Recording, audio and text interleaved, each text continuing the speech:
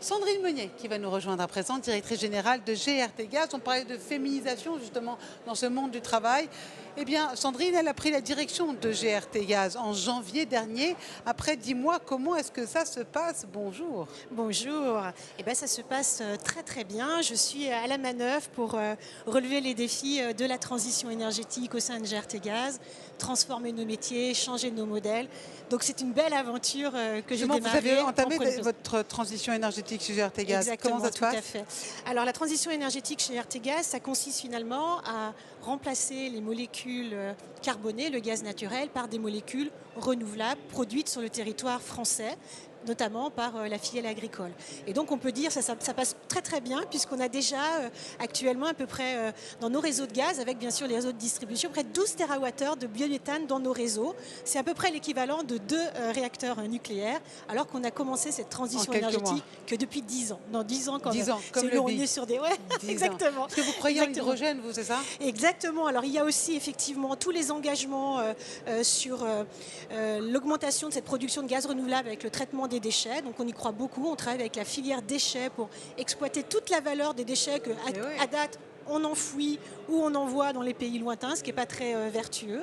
Et on croit aussi beaucoup au développement des réseaux d'hydrogène et également de capture des transports de CO2 pour décarboner l'industrie française notamment et aussi européenne. Mais 10 ans, c'est rapide finalement, à échelle de transition, non? Comment est-ce que vous faites? Vous avez, j'imagine, développé encore plus vos effectifs, vous êtes dans la recherche. Alors ça fait quand même des années qu'on travaille sur ces sujets-là et c'est vrai que, comme je le disais tout à l'heure, on est vraiment sur parfois des ruptures technologiques pour aller chercher ces gaz renouvelables, les développer. Et nous, GRT Gaz, on est un des seul TSE européen qui a encore un centre de R&D, qui est très engagé aussi dans l'innovation. On a créé un incubateur à start-up. Oui, de start-up, exactement. Vous êtes dans l'objectif neutralité carbone 2050, ça c'est vous, c'est une confiance aussi aux plus petits. C'est ça, l'âme d'un grand, c'est aussi s'entourer de plus petits? Oui, complètement, complètement. On a besoin d'eux aussi, on a besoin d'eux parce qu'ils ont vraiment des idées incroyables. Donc il faut qu'on les aide à faire éclore ces idées. Et puis ils ont aussi des méthodes de travail qui sont particulièrement inspirantes. Et pour une société comme nous, GRT Gaz, on est en transformation. C'est super intéressant de travailler avec eux, d'échanger nos points de vue et de progresser ensemble. Qu'est-ce qu'ils ont de plus? Flexibilité, une autre mentalité? Déjà, c'est souvent des petites structures. Ils ont là aussi une jeunesse, une ouverture d'esprit qui est importante aussi pour redonner et redynamiser les entreprises comme la nôtre. Et surtout, ce qui est intéressant, c'est qu'ils ont des idées, je l'ai dit, très innovantes dont on a besoin pour réussir la transition énergétique. C'est bien aussi peut-être pour vos équipes, non? Pour leur montrer que ça change et plutôt que leur donner d'en haut des ordres, ils le voient. Et tout à fait. Donc c'est un travail pédagogique. On a des équipes sur le terrain qui sont déjà à GRT Gaz, c'est 3000 personnes.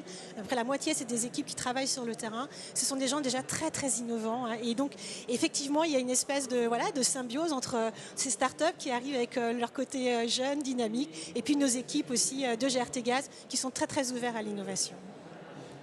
Très rapidement, ici on fête les 10 ans du BIC, alors vous avez 10 ans de transition.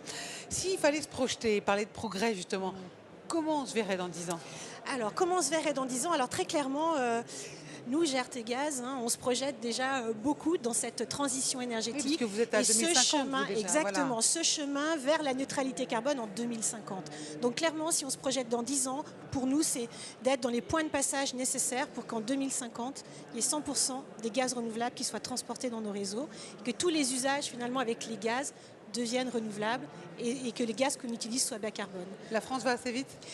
La France avance bien, je trouve. C'est vrai qu'on a toujours tendance à être un peu négatif, à toujours critiquer en disant que la France n'est pas dynamique, mais c'est pas vrai. Non, je trouve que la France, elle a un vrai dynamisme. En tout cas, moi, je ressens, parmi mes équipes aussi, l'envie d'avancer. C'est quand même un vrai challenge, cette transition énergétique. Et voilà, et les gens, ils sont engagés. C'est parfois un peu impressionnant, ça peut faire peur aussi, mais les gens y sont. Et moi, je suis très fière de mes équipes et très fière de la France parce qu'on arrive quand même à avancer. Sandrine Meunier, merci beaucoup, directrice générale de GRT Gaz. Merci beaucoup.